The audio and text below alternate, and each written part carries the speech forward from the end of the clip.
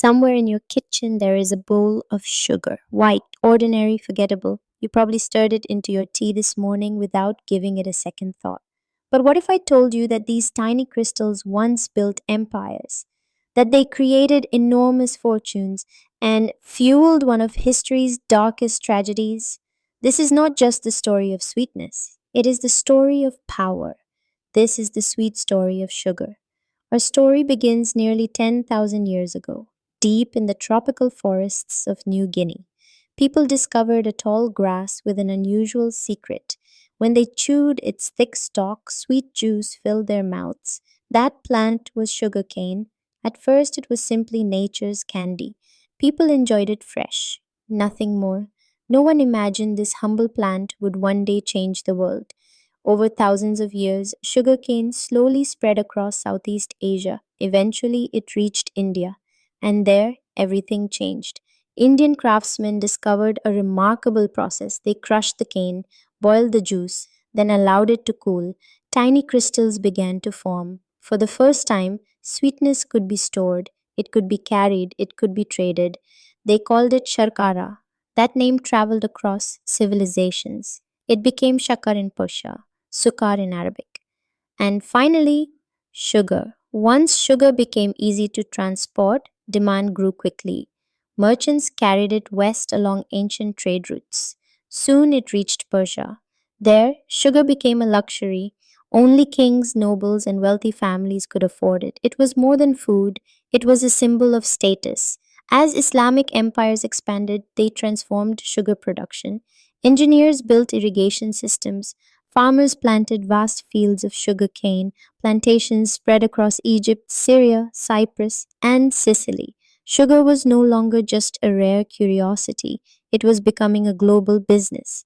Then Europe discovered it. Crusaders returning from the Holy Land tasted something unlike anything they had known before. Some even called it sweet salt. Europe fell in love with sugar, and love soon became obsession. By the 15th century, sugar was one of Europe's greatest luxuries. It appeared only on the tables of kings and queens. Rich families displayed it during banquets to show their wealth. Doctors even prescribed it as medicine.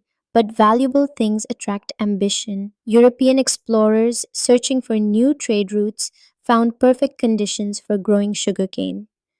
Brazil became one of the first great producers. Soon the Caribbean followed. Island after island was covered with sugar plantations. The profits were extraordinary. People began calling sugar white gold. Ships crossed the Atlantic carrying sugar to Europe. Money poured into ports. Merchants became rich. Empires became stronger. But all this wealth depended on one thing: labor, hard, endless, exhausting labor. Growing sugarcane was brutal work. Workers spent long days beneath the burning sun. They cut sharp stalks by hand, then rushed them to crushing mills before the cane spoiled. Plantation owners wanted more workers, far more than local populations could provide.